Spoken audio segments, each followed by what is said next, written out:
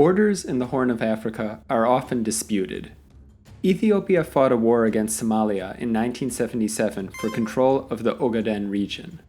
And then, in 1998, full-scale war erupted when Eritrea opted to invade northern Ethiopia in order to annex Badum. This conflict resulted in the deaths of about 80,000 people, although some analysts have suggested casualties may have been as high as 300,000. Of course, there's also the Second Afar insurgency, Tigray War, and a very much overlooked conflict in al-Fashaga. This disputed 100-square-mile territory located between Ethiopia and Sudan is the source of an ongoing conflict between the Horn of Africa's two biggest countries. Back in the early 2020s, while Addis Ababa was preoccupied with its conflict in the Tigray region, Khartoum began evicting thousands of Ethiopian farmers and building fortified military outposts in al-Fashaga. This in turn resulted in violent clashes with Ethiopia, which likely claimed the lives of about 100 people. While not as devastating as the Tigray War, the al-Fashaga conflict has raised alarms over the prospect of a new regional war, with tensions rising between Egypt, Sudan, and Ethiopia over the latter's construction of the Grand Ethiopian Renaissance Dam on the Blue Nile tributary from where over 85% of the Nile's waters flow. In late May 2021, Egypt, whose government had previously threatened Ethiopia with military action over the dam, held joint military drills with Sudan. Khartoum, however, now finds itself embroiled in a violent civil war that has no end in sight. Nonetheless, its forces remain in al-Fashaga, and so too does the prospect of a larger conflict that could destabilize the Horn of Africa.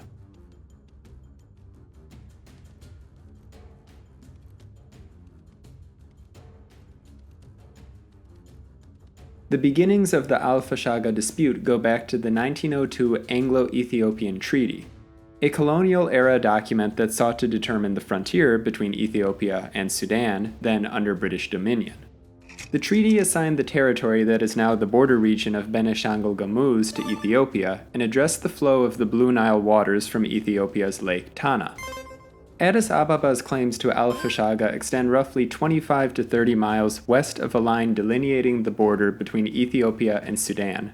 Named after a British officer, the so-called Gwen Line clearly put al-Fashaga inside Sudan. However, Ethiopia has declined to recognize the demarcation, claiming it was unilaterally carried out by one side.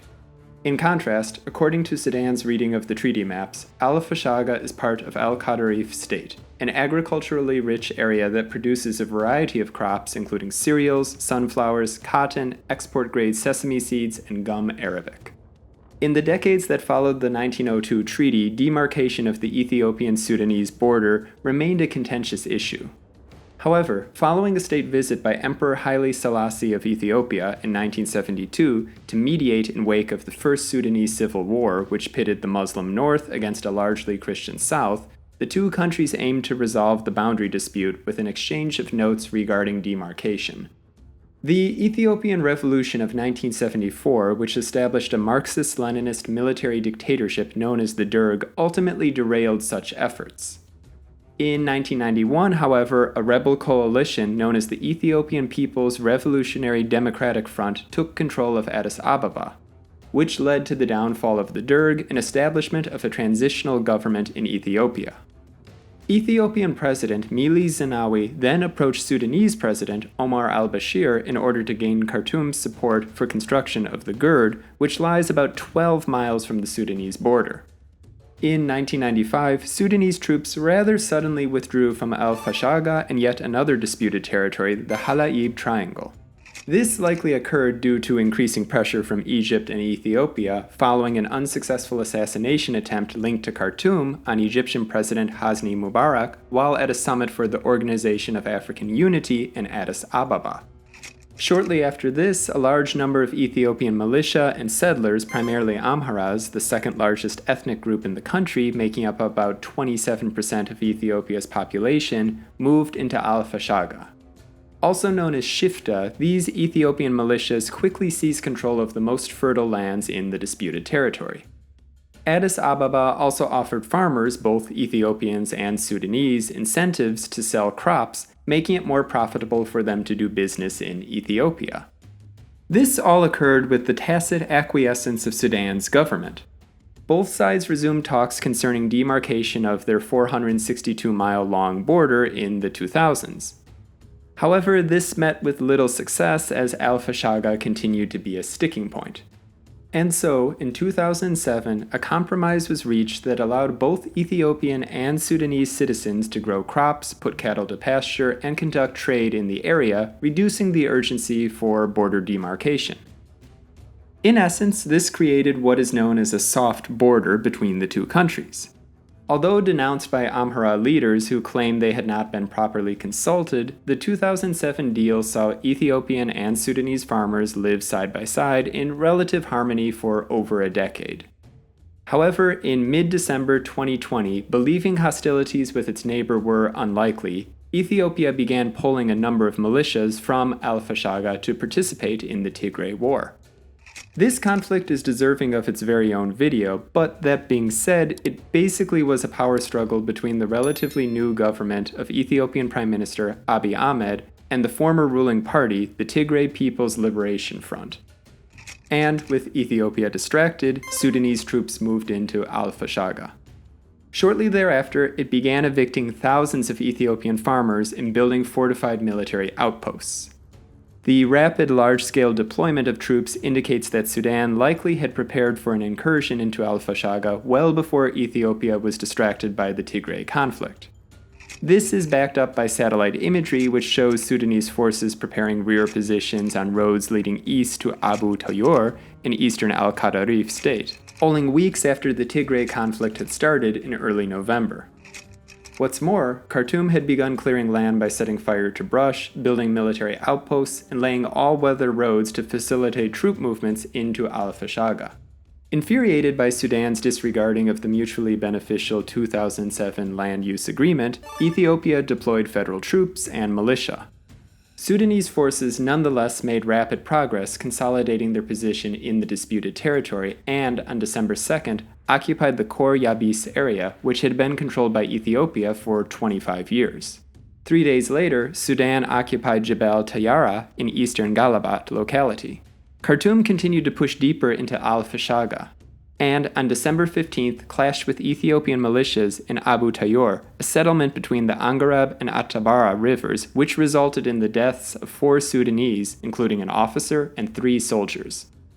Shortly after this, a number of senior Sudanese military officials arrived in al-Qadarif State, where they announced Khartoum controlled most of al-Fashaga and intended to seize the entire territory. Addis Ababa responded to these events by sending in reinforcements, and in the 3rd week of December, Ethiopian and Sudanese troops engaged in direct combat for the first time in a quarter century. Sudanese forces then took steps to make their gains harder to reverse, building a large forward operating base near Abu Tayour and taking over pre-existing Ethiopian security posts. Although unconfirmed, it seems likely that Eritrean forces also deployed to al-Fashaga in support of Ethiopia.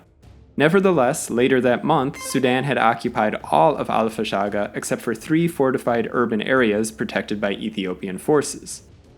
It also further solidified its position by building bridges and roads to improve mobility during the rainy season, which typically starts around June. And now, both sides are locked in a tense standoff. So far, efforts to broker a compromise have failed.